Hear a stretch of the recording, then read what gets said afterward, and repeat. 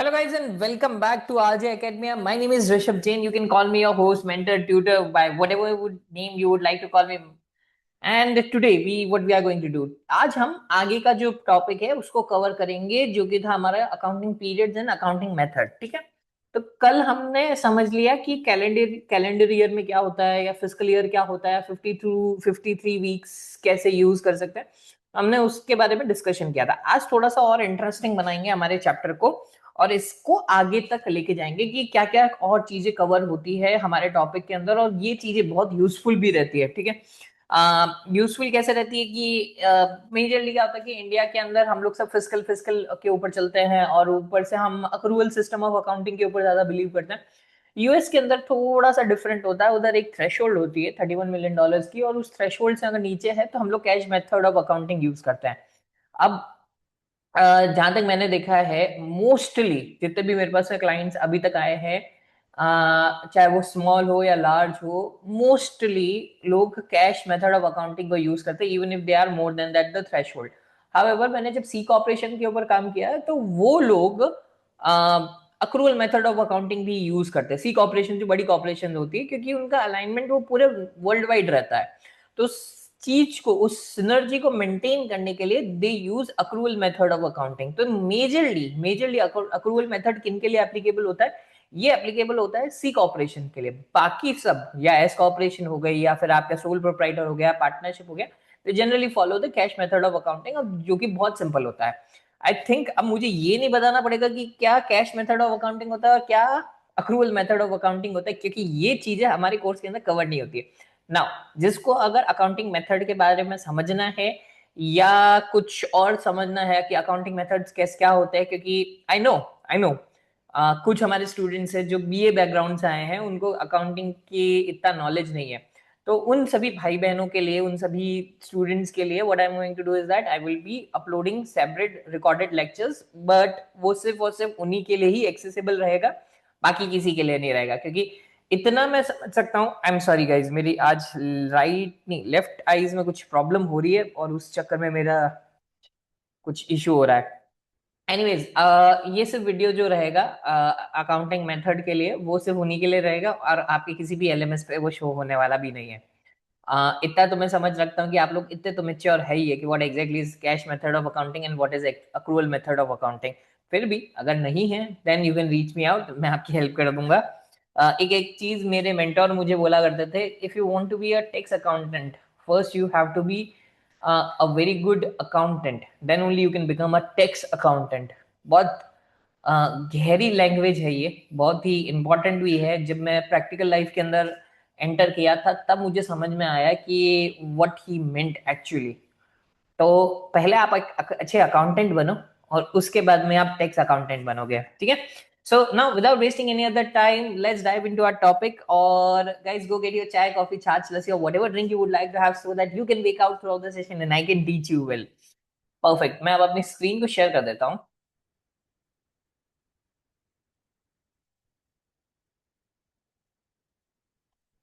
I believe मेरी screen आप लोगों को विजिबल है, परफेक्ट है। ठीक है, अह, आज कुछ इंटरेस्टिंग देख बताता हूँ। ठीक है, थोड़ा सा एक बार रफ कर ले फिर अपन आगे बढ़ते हैं। By the way I hope आप लोगों को कोई दिक्कत नहीं आ रही होगी, अगर आ रही है तो definitely you can join the doubt clearing session और you can get in touch with me personally and मैं फिर आपकी प्रॉब्लम्स को सॉल्व करूंगा। ठीक है, चलो अब एक है ना, एक रिक्वायर्ड टेक्स पीरियड होता है। हमारे दिमाग में एक बात बहुत जल्दी आती है कि सर मेरे पास में एस कॉर्पोरेशन है, मेरे पास में सर एस कॉर्पोरेशन है। ठीक है, और मेरे पास हमें पार्टनरशिप है, अपन दो इन्हीं को एग्जांपल लेके समझते हैं एक बार। ठीक है, मेरे पास में पार्टनरशिप है। ठीक है, तो मैं सोच रहा हूं कि मैं accrual method of accounting use करना चाहता हूं।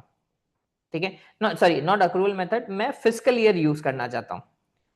ठीक है, फिजिकल ईयर यूज करना चाहता हूँ। फिजिकल ईयर क्या यूज करना चाहता हूँ, मैं चाहता हूँ कि मेरा जो फिजिकल ईयर रहे वो रहे 1 से 31 मार्च का मेरा फिजिकल ईयर है, तो क्या मैं ऐसा कर सकता हूं? देखो, इसका आंसर डायरेक्ट और इनडायरेक्टली हाँ और ना दोनों है।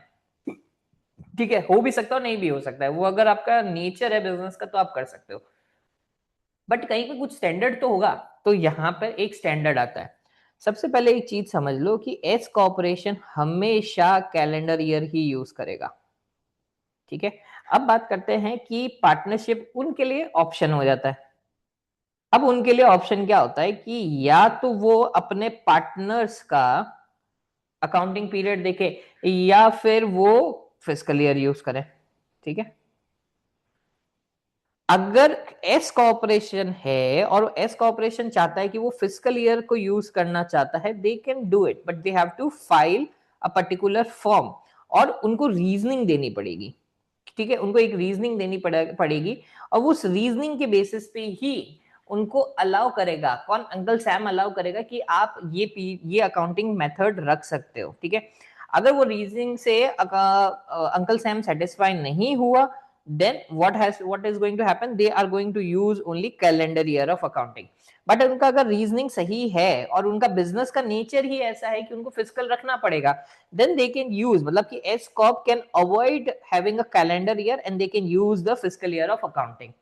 सेम चीज अब पार्टनरशिप के पॉइंट ऑफ व्यू से देखें तो जो पार्टनर का अकाउंटिंग पीरियड होगा, जो पार्टनर का अकाउंटिंग पीरियड होगा, वही पार्टनरशिप का इन जनरल अकाउंटिंग पीरियड बन जाएगा।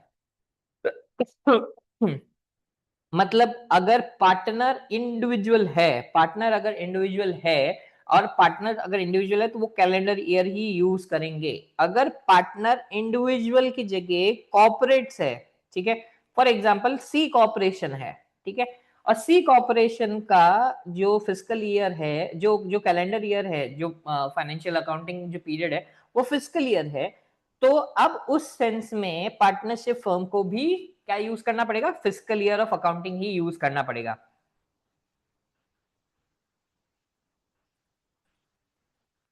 ठीक है, physical year of accounting he use करना पड़ेगा। अब देखो क्या हो रहा है, जैसे कि हमारे पास में एक पार्टनरशिप फर्म है, उसका नाम है आरजे एकेडमिया। ठीक है, अब आरजे एकेडमिया के जो दो पार्टनर्स है, उनके पार्टनर्स का नाम है ऋषभ INC, और एक और पार्टनर है उसका नाम है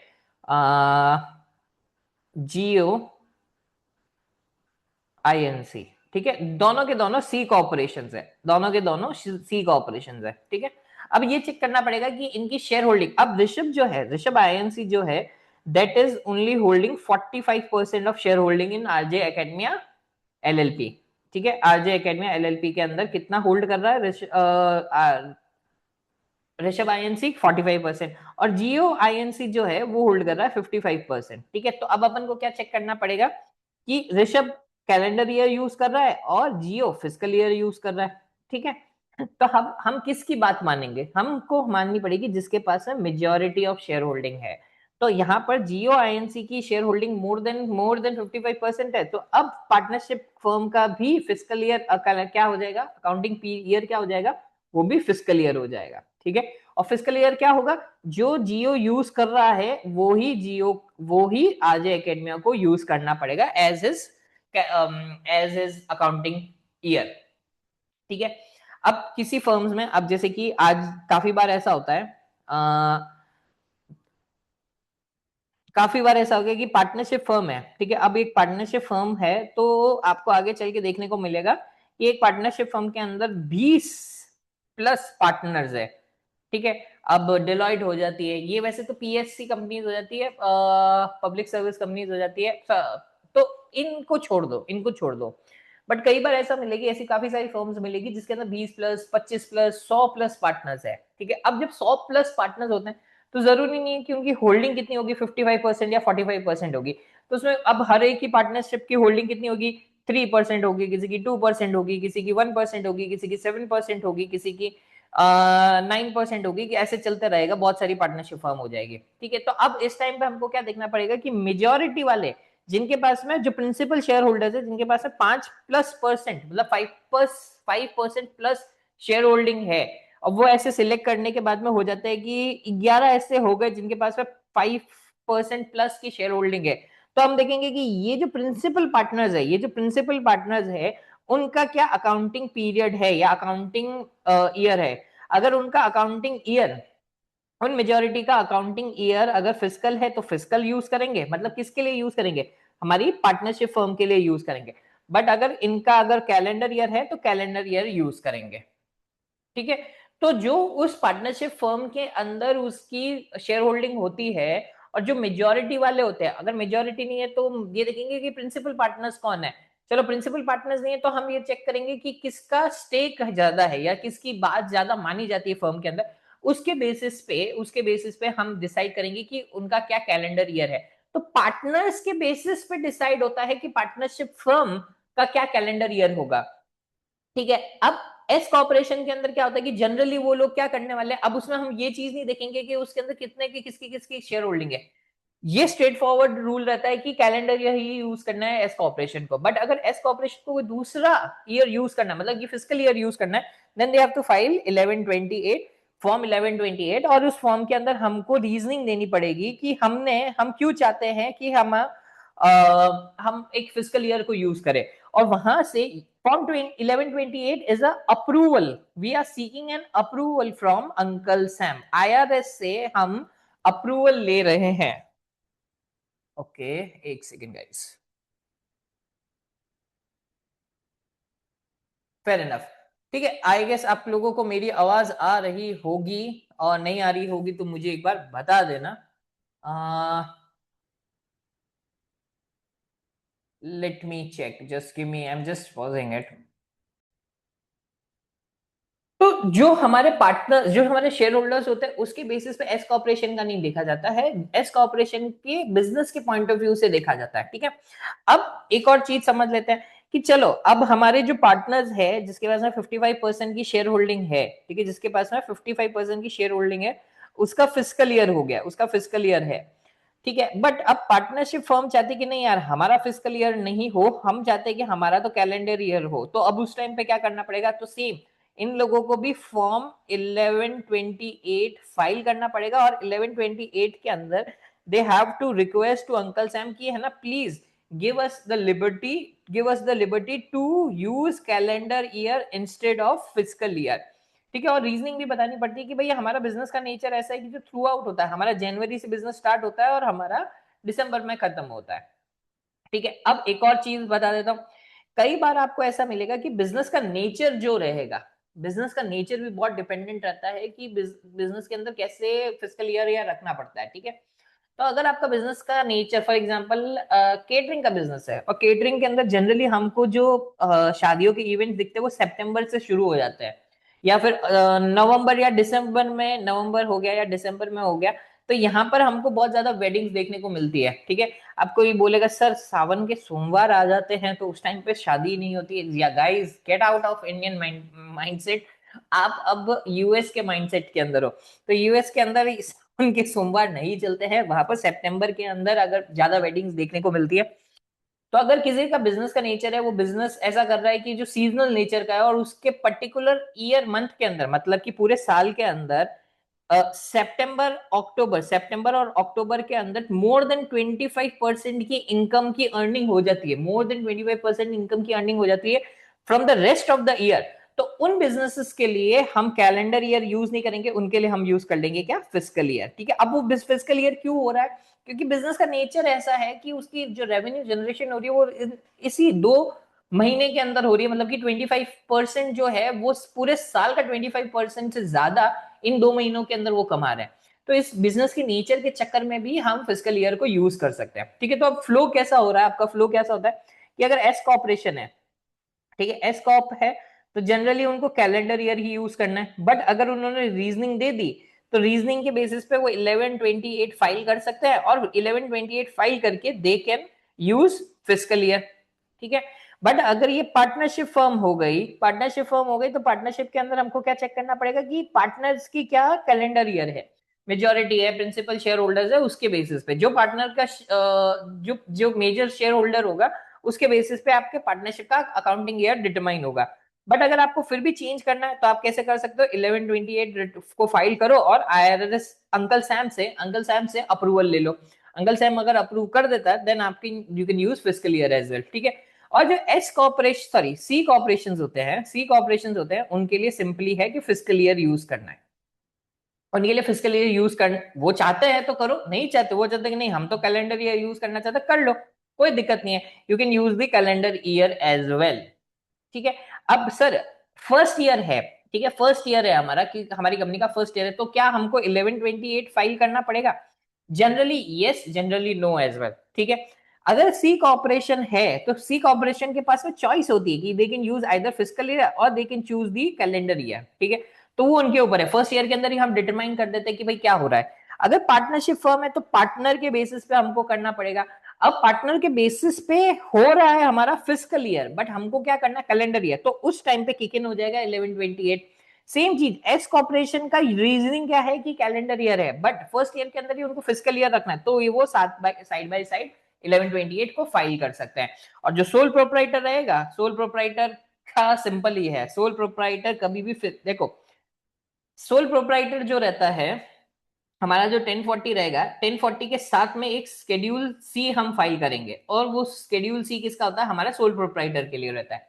तो जो 1040 होता है उसका कैलेंडर ईयर रहता है, तो ऑटोमेटिकली शेड्यूल सी का भी क्या हो जाएगा? ऑटोमेटिकली शेड्यूल सी का भी कैलेंडर ईयर ही हो जाएगा,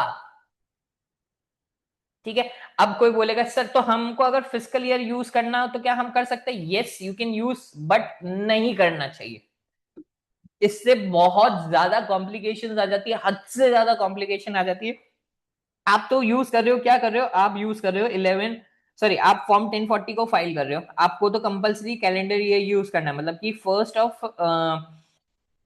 ऑफ जनवरी से 31 दिसंबर तक को आपको रिपोर्टिंग करनी है, ठीक है। अब आप चाहते हो कि नहीं मेरा जो बिजनेस है वो करेगा फर्स्ट अप्रैल से लेके 31 मार्च तक की रिकॉर्डिंग, मतलब कि जो बिजनेस है आपका, जो शेड्यूल सी का जो बिजनेस है, वो चाहते हो कि आप वो इस तरीके से रिपोर्ट हो। ये कर लिया ना गलती से भी, तो आपका जो 3 महीने का, मतलब कि दिसंबर से अब अप्रैल तक का, दिसंबर से अप्रैल तक की जो इनकम है, जो भी इनकम है, वो डेफर हो जाएगी, और उससे बहुत ज्यादा कॉम्प्लिकेशन आ जाती है रिपोर्टिंग करने के लिए। तो C corporation sorry schedule C should never use what a physical year of accounting, और मैंने नहीं देखा है प्रैक्टिकली, मैंने इम्पॉसिबल है कि किसी ने 100% बोलता, अब तो 99% नहीं 100% बोलता हूँ, जिस जिसके पास में भी HNI रिटर्न थे मेरे पास में, कभी भी किसी ने फिजिकल ईयर चूज करके रिटर्न नहीं बनाए। और ना ही हम एडवाइस करते हैं कभी भी कि फिजिकल ईयर यूज करो अपने सी कॉर्पोरेशन के लिए, कॉम्प्लिकेशन हद से ज्यादा बढ़ जाती है, ठीक है। चलो यहां तक हमने देख लिया। तो रिक्वायर्ड टैक्स ईयर की बात चल रही थी, हाँ रिक्वायर्ड टैक्स ईयर की बात चल रही थी, तो partnership and S corporation must generally use the required tax year, ठीक है। S corporations are required to use the tax year which is the calendar year. S corporation therefore use typically December 31, मतलब उनका December 31 रहता है। अगर इसका business legitimate है तो they can use the what I can say the physical year as well. अगर आप पार्टनरशिप के अंदर हो तो पार्टनरशिप के लिए चेक करना पड़ेगा कि मेजॉरिटी शेयर होल्डर कौन है, प्रिंसिपल रूल चेक करना पड़ेगा, और लीस्ट एग्रीगेट डेफरल चेक करना पड़ेगा, ठीक है। तो जो मैंने एग्जांपल समझाया था that is the example over here. Okay, एक सेक्शन भी आता है, एक सेक्शन आता है सेक्शन 444, ठीक है। अभी मैं उस सेक्शन को अभी बस लेने वाला ही हूँ, तो आपको और क्लैरिटी आ जाएगी, जिससे हम, हाँ सेक्शन 444 और एक हो जाता है फॉर्म 8716, राइट। कहा गया हमारा सेक्शन 444, राइट 8716। तो अभी मैं दो फॉर्म्स को एक साथ लूंगा तो और आपको क्लैरिटी आने वाली है, ठीक है। चलो अब यहां तक किसी को कोई दिक्कत है या डाउट है तो प्लीज मेरे को बताओ, फिर हम आगे बढ़ते हैं। अलाउ मी अ मिनट, मैं थोड़ी सी क्लीनिंग कर लूं यहां पर।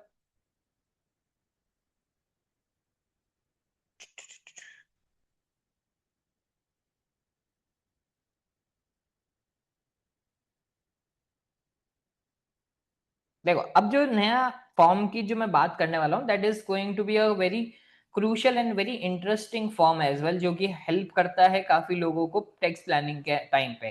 बट जरूरी नहीं है कि यही एक सोर्स होता है हमारा टेक्स्ट प्लानिंग के लिए, ये वन ऑफ दी सोर्स हो जाता है जहां पर आप टेक्स्ट प्लानिंग को यूज कर सकते हो, ठीक है। जो so never ever stick to this particular rule और स्टिक टू पर्टिकुलर कि नहीं यार हम इसी से ही टेक्स्ट प्लानिंग कर सकते हैं, नहीं, बहुत सारे वेज होते हैं जिससे हम टेक्स्ट प्लानिंग करते हैं, ठीक है। अब क्या होता है कि दो तरीके के फॉर्म आएंगे हमारे पास में, दो तरीके के कौन कौन से फॉर्म हो जाते हैं, एक मिनट।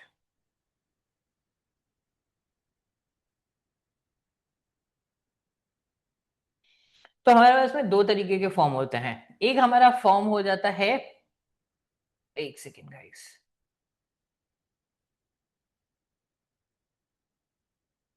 राइट। सो हमारा एक फॉर्म हो गया 1128, एक हो गया हमारा फॉर्म फॉर्म 8716, ठीक है। ये दो तरीके के फॉर्म होते हैं। सबसे पहला की रूल समझ लो कि जो 1128 है, ये कब यूज होता है, ये होता है यूज, या तो आप पार्टनरशिप हो, या फिर आप एस कॉर्पोरेशन हो, या फिर आप पीएससी हो, मतलब कि पर्सनल सर्विस कॉर्पोरेशन। तो ये लोग इनको यूज करते हैं ना। What exactly is personal service corporation? Simply put, personal service corporation हो जाती है आपकी जो भी कंपनी जो पर्सनल सर्विस प्रोवाइड कर रहा है, for example a CPA firm, for example a EA firm. और आपके हो जाती है आर्किटेक्ट वाले लोग, इंजीनियर्स जो होते हैं वो लोग, लॉयर्स जो होते हैं वो लोग, डॉक्टर्स हो गए वो लोग, इन सारे फर्म्स, मतलब कि डॉक्टर का क्लिनिक है, ये लोग पीएससी सर्विसेज को खिलाए, इनको बोलना है पीएससी, मतलब कि पब्लिक पर्सनल सर्विस कॉर्पोरेशन, ठीक है। कॉर्पोरेशन मतलब कि सी कॉर्पोरेशन, ठीक है। तो ये लोग जनरली यूज करते हैं 1128 को, ठीक है। अब इसका रीजन क्या होता है, सिंपली मैं अगर एग्जांपल के पॉइंट ऑफ व्यू से बताता हूं कि भाई है ना, you don't get to pick any year you want, ठीक है। जनरली क्या होता है कि you do not get the year you want to pick, however with the help of this 1128 you can pick the year which you want। क्यों? ठीक है, एक एग्जांपल लेंगे और उसके पॉइंट ऑफ व्यू से इसको पूरा का पूरा चलाएंगे हम, ठीक है। अब क्या हो रहा है कि जैसे कि हमारे पास में दो पार्टनर्स है, एक पार्टनर का नाम है फ्रेडी और दूसरे पार्टनर का नाम हो गया हमारा सिली। फ्रेडी के पास में 60% की होल्डिंग है और हमारा जो सिली है उसके पास में 40% की होल्डिंग है, ठीक है।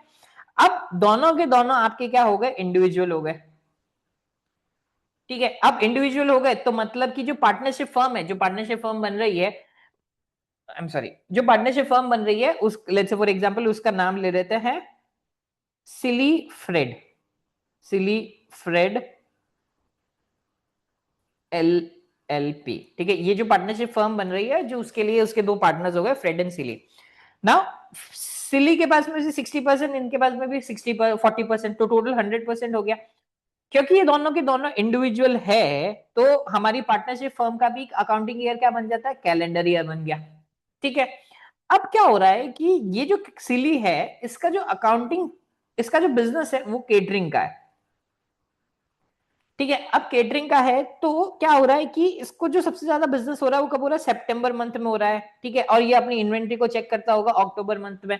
तो ये जो अपने पूरा मेजर जो बिजनेस एक्टिविटीज होता है वो सितंबर, अक्टूबर और फिर एक और ले लेता हूं नवंबर, इन 3 मंथ में कर रहा है, ठीक है। तो अब ये क्या चाहता है कि यार मेरा जो करंट बिजनेस पीरियड है, करंट जो मेरा बिजनेस पीरियड है वो है 1 जनवरी से लेके 31 दिसंबर तक का मेरा करंट पीरियड है।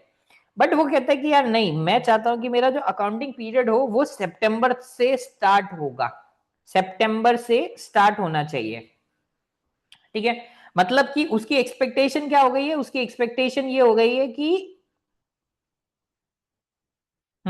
उसकी एक्सपेक्टेशन होगी कि 1 सितंबर से मेरा बिजनेस स्टार्ट हो, ओके। और सॉरी,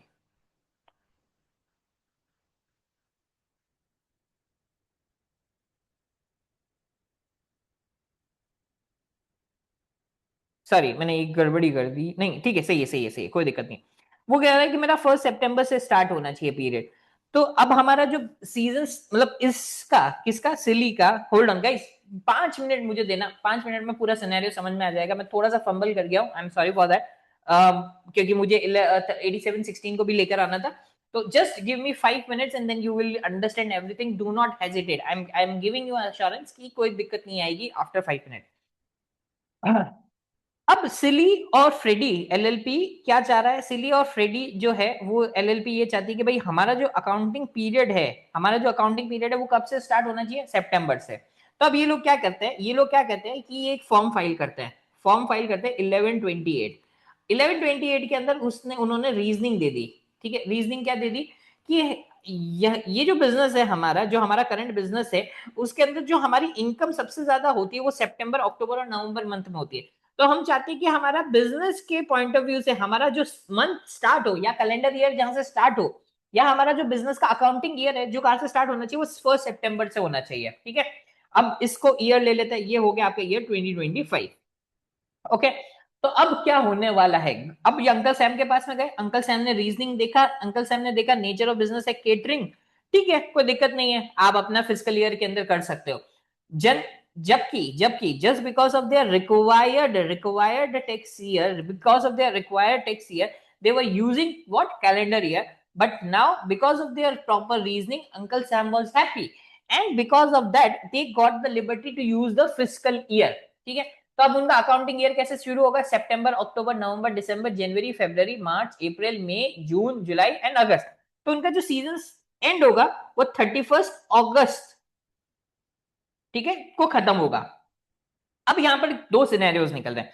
तो फर्स्ट सिनेरियो क्या निकल रहा है इनका कि जो 2025 है उसमें क्या होगा, और जो सिनेरियो सेकंड है 2026 उसमें क्या होने वाला है। ठीक है, उसमें क्या होगा? तो फर्स्ट जो सिनेरियो है जिसके अंदर इन्होंने अकाउंटिंग ईयर को चेंज किया है by filing form 1128, now what is going to happen कि फर्स्ट ईयर मतलब कि 2025 के अंदर they are going to file form 1065 as what, as short year return. ठीक है, शॉर्ट ईयर रिटर्न मतलब कि वो कहां से कहां तक की रिपोर्टिंग करेंगे? They will report from 1 January to 31 August 2025।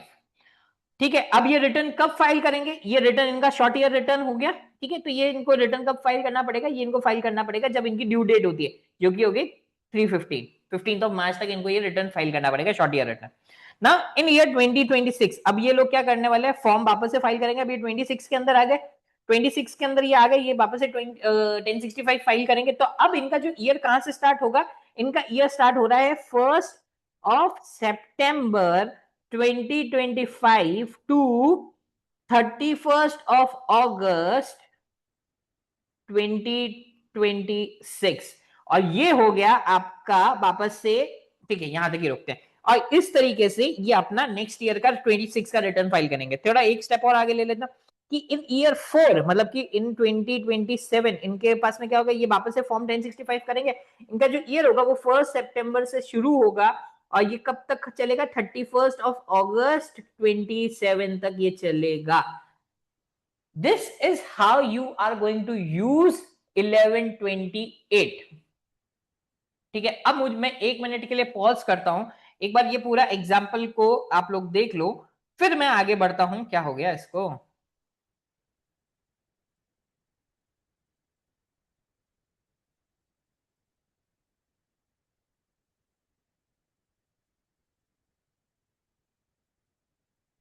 अच्छा ठीक है, इससे ज्यादा नहीं होगा, ये जूम जूम आउट नहीं होगा। ठीक है, एक बार इसको सिंक करो और फिर मैं आगे बढ़ता हूं दूसरे हमारे फॉर्म की तरफ, जो कि हो जाता है 8716। ठीक है, तो यहां तक किसी को कोई डाउट आ रहा है कि नहीं आ रहा है, मेरे को एक बार बताना। ठीक है, पॉज करना है पॉज कर लो, अगर पीछे जाके देखना है तो वो भी देख सकते हो। ठीक है, अब मैं एक बार आगे बढ़ता हूं, नेक्स्ट टॉपिक लेता हूं इसी का ही, जो इसका दूसरा भाई है। ये कंफ्यूजिंग पॉइंट रहता है कि फॉर्म 8716 ये कब फाइल करना है। दोनों का काम जो है 8716 और 8716 और 1128, ठीक है, दोनों का काम क्या होता है कि वो आपका कैलेंडर ईयर चेंज कर देता है। अगर आपने मेरी लास्ट क्लास अटेंड करी तो मैंने उसमें स्पेसिफिकली एक लाइन बोली थी कि कभी भी अगर आपको कोई ईयर चेंज करना है और उसका एंडिंग मंथ 31 दिसंबर को खत्म नहीं होता है तो वो फिजिकल ईयर बन जाता है। ठीक है, तो 8716 और 1128 एक ही काम कर रहा है, वो आपके कैलेंडर ईयर को फिजिकल ईयर के अंदर कन्वर्ट कर देता है। बट 8716 कब किक इन होता है? जब आप इसके अंदर एक सेक्शन आता है, सेक्शन याद रखने की जरूरत नहीं है, सेक्शन 444, ठीक है, 444 करके एक सेक्शन आता है। अब इसके अंदर क्या होता है, 1128 के अंदर तो हमको रीजनिंग देनी पड़ रही थी बार बार, ठीक है, बट कोई भी कंपनी सेक्शन 444 को यूज करके अपने ईयर को 3 महीने के डेफरल पीरियड में रख सकती है। ठीक है, लैंग्वेज बहुत डिफिकल्ट बोल दी मैंने, वापस से बोलता हूं मैं, 3 महीने के डेफरल पीरियड के अंदर रख सकती है। जो हमारा पहला वाला ये एग्जाम्पल था, ठीक है, चलो यहीं पे इसी को एग्जाम्पल को कंटिन्यू कर लेते हैं अपन। हमारा कैलेंडर ईयर था 1 जनवरी से लेके 31 दिसंबर तक का, ठीक है, सेम सेम ही एग्जांपल आने वाला है। बट अब क्या हो रहा है कि कंपनी का कोई रीजन नहीं है, कंपनी बोलती है कि मेरे को कैलेंडर ईयर नहीं चाहिए, मेरे को चाहिए फिजिकल ईयर। वो बोलती है कि मैं ना वापस से सितंबर 30 सितंबर को मेरी क्लोजिंग करना चाहता हूं, मतलब मेरा जो मंथ स्टार्ट होना चाहिए वो होना चाहिए अक्टूबर से, 1 अक्टूबर से, ठीक है। वो कहते हैं कि मेरा जो बिजनेस का जो साइकिल है, ठीक है, मेरी जो बिजनेस की जो मंथ एंड होना चाहिए, ईयर एंड होना चाहिए, जो दूसरे लैंग्वेज में बोलते हैं, एक मिनट कंफ्यूज ना हो, होल्ड ऑन, ठीक है, वापस से रुको। कंपनी बोलती है कि मेरा जो क्लोज होना चाहिए, accounting accounting year accounting year जो क्लोज होना चाहिए वो होना चाहिए 30 सितंबर को, ठीक है। तो अगर आप यहां से देखते हो तो हमारे पास में अक्टूबर, नवंबर एंड देन वी हैव दिसंबर, ठीक है, ये 3 महीने फॉल करता है सितंबर के बाद में।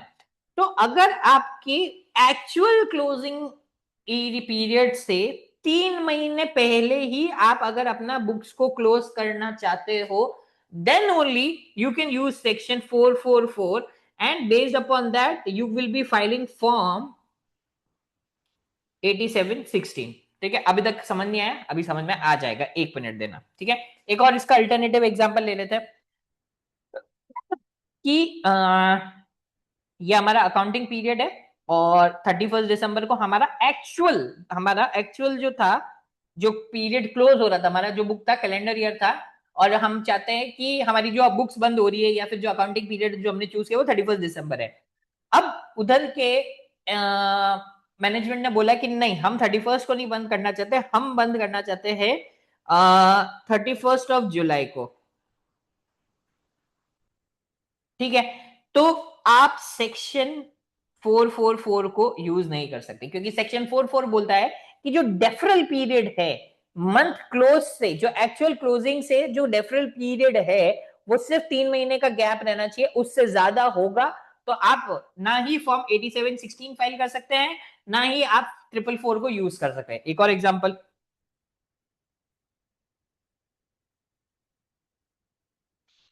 हमारा मंथ क्लोज हो रहा है जनवरी 31 दिसंबर। अब कंपनी बोलती कि यार हम हमारी बुक्स को क्लोज करते हैं ऑन 30 अक्टूबर, या 31 होता है, सॉरी, 31 अक्टूबर को हम हमारी बुक्स को क्लोज करना चाहते हैं।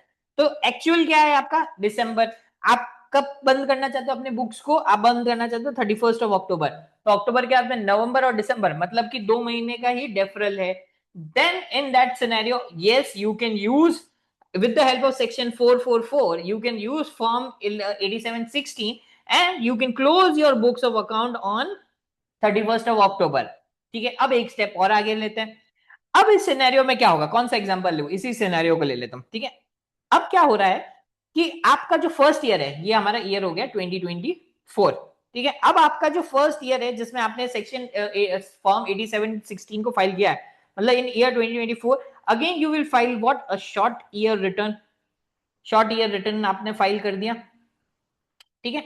शॉर्ट ईयर रिटर्न फाइल कर दिया, मतलब कि जो 24 के अंदर आपका रिटर्न जो फाइल हो रहा है, जिसके अंदर रिपोर्टिंग हो रही है, वो कहां से कहां तक, क्योंकि फर्स्ट ऑफ जनवरी से अप टू 31 अक्टूबर 2024,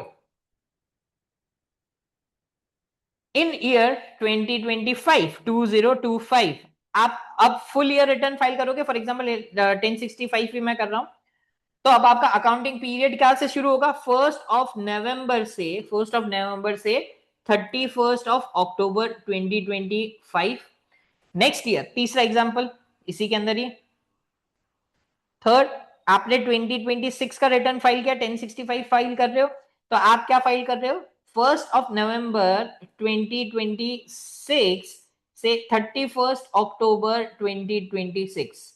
अब देखो यहां पर आपकी जो क्लोजिंग हो रही है वो December 31 को नहीं हो रही है, तो क्या मैं इसको बोल सकता हूं ये क्या कन्वर्ट हो गया है? ये बन चुका है अब आपका फिस्कल ईयर। अब मेजर डिफरेंस क्या होता है? मेजर डिफरेंस क्या हो रहा है 1128 एंड 8716 के अंदर? मेजर डिफरेंस जो है वो सिर्फ एक ही चीज का है कि यहां पर आपको अंकल सैम की, या मैं ऐसे बना देता हूं, अंकल सैम की अप्रूवल चाहिएगी, अप्रूवल चाहिएगी। ठीक है, अब इसमें ये मैटर नहीं करता है कि वो 3 महीने का डिफरल हो, 6 महीने का डिफरल हो, या 9 महीने का डिफरल हो, इट डज नॉट मैटर।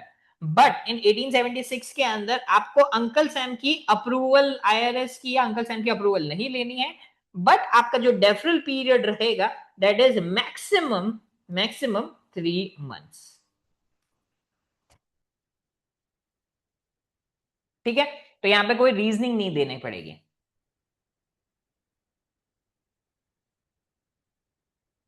ठीक है, हाँ, परफेक्ट। तो आई गेस अब आप लोगों को ये चीज क्लियर हो गई होगी कि what exactly is your form 8716, what exactly is your form 1128, and how you can use the tax year. What exactly is your tax year, tax year को, टैक्स रिक्वायर्ड टैक्स ईयर किसको बोलते हैं, वो चीज आपको क्लियर हो गई होगी। But still if you find it difficult to understand please let me know, मैं डेफिनेटली आके आपकी हेल्प करूंगा। Okay, excuse me. अब एक और चीज समझ लेते हैं हम। जनरली क्या होता है कि कंपनी जो कहीं सब जगह दूसरी सारे इंस्टीट्यूट्स के अंदर एक ना रटा देते हैं कि 1120 है और 1065 है, तो उनकी ड्यू डेट हो जाती है 15 मार्च। 1040 है और आपकी एस कॉपरे सॉरी 1040 और सी कॉपरेशन है, तो उनकी ड्यू डेट हो जाती है 415। But this is not the exact ratification. ठीक है, इसका लॉजिक है, चाहे आप कैलेंडर ईयर हो चाहे आप फिजिकल ईयर हो, आपकी जो ड्यू डेट आने वाली है for S corporation for 1060, oh sorry, for 1120 S and 1065 आपका जो ड्यू डेट रहेगा 15th 15th day from sorry third, just a second, मैंने एक second, third month and 15 days after close of the year. ठीक है,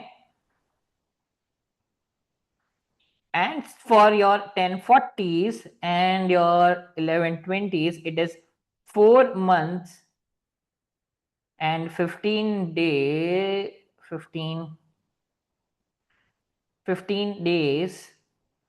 from after close of the tax year। ठीक है, ये टेक्निकल टर्म है, ये एग्जैक्टली टेक्निकल टर्म है जो हर जगह यूज आती है। अब इसका लॉजिक भी समझाता हूं। अब आपके पास में अगर कैलेंडर ईयर है, तो आपका कैलेंडर ईयर है तो आपकी बुक्स कब क्लोज होगी, आपका अकाउंटिंग पीरियड कब खत्म होगा? आपका अकाउंटिंग पीरियड खत्म होता है 31 ऑफ एनी डेट। ठीक है, तो यहां से 3 महीने क्या हो जाएगा आपका? जनवरी, फेब्रवरी एंड मार्च। मार्च में आ गए आप। मार्च के अंदर मैंने क्या बोला? 15th day. तो 15 मार्च 20 जो भी ईयर होता है वो आपका बन जाता है due date for your 1120 and 1065। Similarly similarly अगर आपका 1120 मतलब 1040 का है, तो मैंने क्या बोला? 4 महीने, तो Jain, Feb, March, and April फिर मैंने बोला था 15, तो 15 अप्रैल बन जाता है आपका due date for your C corporation and your 1040 मतलब कि personal return. Okay, so this is the technical term that you have to remember. अब आपका फिस्कल ईयर है, ठीक है, अगर आपका फिस्कल ईयर है, फॉर एग्जाम्पल कोई भी रिटर्न ले ले, कोई भी, मुझे उससे कोई मतलब नहीं है, फिस्कल ईयर है, अब मैं आपको बोलूं कि आपको है ना ड्यू डेट निकालना है, आपका जो भी बंदा है, मतलब जो भी कंपनी है आपकी, फॉर एग्जाम्पल आपकी 1120s है, 1120s है, वो बोलता है कि मैं 28 को अपनी बुक्स को क्लोज करता हूँ, तो 28 मतलब कि 1120s है, तो 3 मंथ एंड 15 डेज, 15 डेज तो कैलकुलेट करना है। तब आपका क्या ड्यू डेट निकलेगी? फेब के बाद में आएगा मार्च, अप्रैल एंड मई। तो 15th of May of that particular year will become your what? Your due date. अब सेम चीज 1040 के लिए नहीं काम करेगा, बट मैं 1120 के लिए बात कर लेता हूँ, ठीक है। 1120 है, तो अब 1120 के लिए वो बोलता है कि मेरा क्लोज हो रहा है 31 मार्च को, मेरा ईयर एंड हो रहा है 31 मार्च को, तो मार्च के बाद अप्रैल, मई एंड जून, तो 15th of June will be your due date. ठीक है, इस तरीके से आपको ड्यू डेट्स निकालनी है। अब एक और चीज, आपको एक्सटेंशन का मौका मिलता है इंडिया के अंदर, अपन को एक्सटेंशन मांगनी पड़ती है गवर्नमेंट से, तब आपको गवर्नमेंट देती है, बट यूएस के अंदर आप you can take the extension, जो पास थ्रू रिटर्न या फिर कॉर्पोरेट रिटर्न जो होते हैं, कॉर्पोरेट रिटर्न के लिए बोलता हूँ, कॉर्पोरेट रिटर्न के लिए you have to file form 7004 and you can get automatically 6 month of extension. ठीक है, तो 6 मंथ्स ऑफ एक्सटेंशन अगर मैं कैलेंडर डेट से लूं, कैलेंडर हमारा कहां गया, हाँ, तो हमारा अगर 11/10/65 है, तो 10/65 की ड्यू डेट कितनी आती है? 3/15 मतलब मार्च 15। तो मार्च से अप्रैल, अप्रैल से मई, मई से जून, जून से जुलाई, जुलाई से अगस्त, अगस्त से सितंबर, तो 15th of September becomes your final due date after the extension. ठीक है, तो 6 मंथ्स का ऑटोमेटिक एक्सटेंशन होता है, यही चीज, यही लॉजिक आपको सब जगह लगाना है। हाँ, ठीक है, तो ये आपकी कैलेंडर जो जो डेट्स होती है, मैं एक बार इसको शो कर लेता हूँ, 1 मिनट देना। So for partnership and S corporation, the returns are due on 15th day of the third month after the year end. So March 15. So March 15 for the calendar year partnership and S corporation. Calendar year for C corporation is 15th of April. ठीक है, 4 months and 15 days. ठीक है, अब एक और clause आएगा जो आपका जून के लिए रहेगा, मैं अभी उसको भी क्लियर कर देता हूँ, give me a second. Okay, तो अब जो सोल प्रोप्राइटर्स होते हैं जो फॉर्म 1040 फाइल करते हैं, तो उनकी ड्यू डेट क्या होगी? 15th of April, क्योंकि 1040 है, 1040 क्या चलता है? कैलेंडर ईयर, तो 4 मंथ्स के लिए आ जाता है। और इनकी जो एक्सटेंडेड ड्यू डेट होती है, जो फाइनल ड्यू डेट होती है to submit their return is 15th of October। अब पार्टनरशिप है तो उनकी एक्चुअल ड्यू डेट हो जाती है 15th of March, बट उनकी एक्सटेंडेड जो 6 मंथ बाद में आती है वो 15th of September को आती है।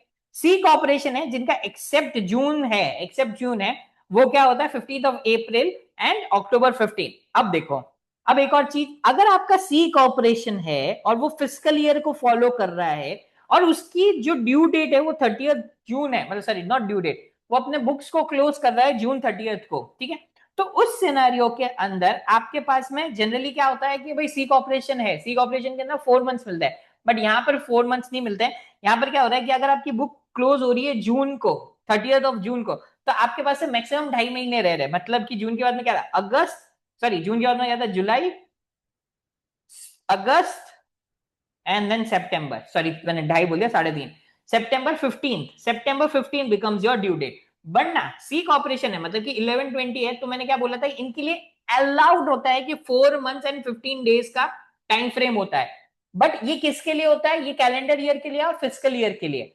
हाउएवर, अगर आपका फिजिकल ईयर है और आपका फिजिकल ईयर के अंदर आपकी बुक्स कब क्लोज हो रही है? जून 30 को हो रही है, तो उस टाइम पे आपकी जो ड्यू डेट होगी, मतलब आपको जो टाइम मिलेगा वो 3 मंथ्स एंड 15 डेज का ही मिलेगा। मतलब कि अगर आपकी बुक्स क्लोज हो रही है जून 30 को, तो आपका जो फर्स्ट ड्यू डेट रहेगा वो होगा 15th of September, और अगेन 6 मंथ का एक्सटेंशन आपको मिल जाएगा, तो final due date to file your return would be your 15th of April। ठीक है, सेम एस कॉर्पोरेशन के लिए, एस कॉर्पोरेशन के लिए 15th of March, 15th of September, exempted organization है 15 और नवंबर 15 ये ड्यू डेट रहती है। 1041 है तो अप्रैल 15 रहेगी ड्यू डेट, और एक्सटेंशन मिल जाएगा तो 30 सितंबर। अब एक और चीज नोटिस करो, हर जगह 15th 15th 15th 15th हो रहा है, मतलब कि मिड ऑफ द मंथ हो रहा है। सिर्फ एक 1040 ऐसा है जिसका मिड ऑफ द मंथ नहीं है, वो एंड होता है कब? 30 सितंबर को। तो अब ये वाला question hot top hot favourite रहता है, कहीं बहुत बार पूछा गया, बहुत बार पूछा गया। कौन कौन से दो सबसे ज्यादा पूछे जाते हैं? एक तो हो जाता है कि फिजिकल ईयर है और जून सी का ऑपरेशन है और जून एंडिंग है, तो ये ड्यू डेट का पूछा जाता है बहुत बार। और दूसरा आ जाता है कि फॉर्म 1041 की जो एक्सटेंडेड ड्यू डेट है, 6 महीने का जो एक्सटेंशन मिलता है या 5.5 महीने का। हाँ, एक और चीज, फॉर्म 1041 के अंदर 5.5 महीने का एक्सटेंशन मिलता है, बाकी सबके अंदर 6 महीने का एक्सटेंशन मिलता है। ठीक है। एफ बार क्या होता है? एफ बार ये फॉरेन फाइलिंग का रिटर्न होता है। इसमें क्या होता है कि अगर आपकी यूएस के बाहर एसेट होल्डिंग है, फॉर एग्जांपल एक यूएस का रेजिडेंट है जिसके अंदर इंडिया के अंदर उसने म्यूचुअल फंड्स खरीद के रखे हुए हैं, या कहीं पे भी कुछ बैंक अकाउंट के अंदर पैसा जमा करके रखा हुआ है, उससे सिक्योरिटीज खरीद के रखी हुई इंडिया के अंदर या फिर दुबई के अंदर, तो अगर उसकी सम टोटल $10,000 से ऊपर है तो उसको एक एडिशनल फॉर्म फिल करना करता है, उसे बोलता है एफ बार। ठीक है। अब इन एफ बार की जो फॉर्म, ये अलग से, ये इंटरनेशनल फॉर्म की कैटेगरी में आता है, तो इसकी भी ड्यू डेट क्या होती है? 15 अप्रैल, या और एक्सटेंडेड हो जाएगी 15 अक्टूबर। और ये रिटायरमेंट प्लान के लिए रहती है। हाँ, एस्टेट के लिए जो ड्यू डेट रहती है वो होती है 9 मंथ आफ्टर द डेट, और 6 मंथ का एक्सटेंशन रहता है। ठीक है, ये भी मैंने कवर कर दिया। Perfect, done. तो आज के लिए अब इतना ही रखते हैं, ठीक है। अब इसके बाद में हम बात करेंगे अकाउंटिंग मेथड की। हाँ, अकाउंटिंग मेथड की। अकाउंटिंग पीरियड हमने समझ लिया, फिर अकाउंटिंग मेथड आएगा, और उसके बाद में क्या आने वाला एक और टॉपिक है। हाँ, अकाउंटिंग मेथड के अंदर काफी सारे टॉपिक आते हैं हमारे। Cash method of accounting, accrual method of accounting, hybrid method of accounting. फिर अब कॉस्ट जो इन्वेंट्री है उसको किस पे मेंटेन करते हैं, लीफो में मेंटेन करेंगे कि फीफो में मेंटेन करेंगे, उसके बारे में बात करेंगे। तो अभी थोड़ा सा और लंबा चलेगा, but at the end of the day आपको सब कुछ समझ में आ जाएगी कि कौन सी चीज कैसे हो रही है। ठीक है, चलिए आज का टॉपिक यहीं तक रखते हैं। I hope you have enjoyed it. Just in case if you find any kind of difficulties, if you still want to understand in better, you can reach me out personally and I'm happy to help you out. Perfect. And guys, if you do not see me tomorrow, till then it's a good day, good evening and good night.